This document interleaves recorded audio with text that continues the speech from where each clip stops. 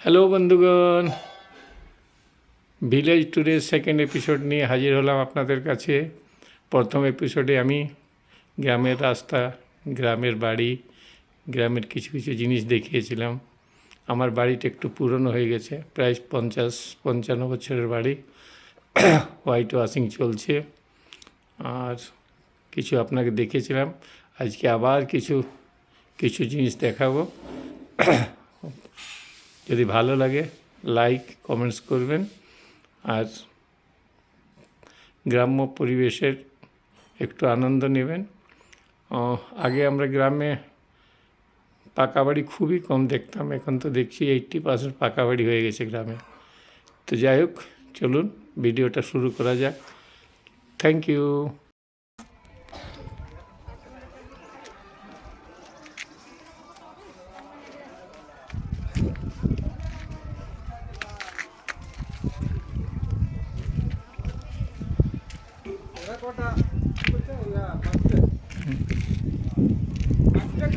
नहीं लगा तो नाम ही नहीं करियो, लगा तो नाम ही नहीं करियो, लगा नाम ही नहीं करियो।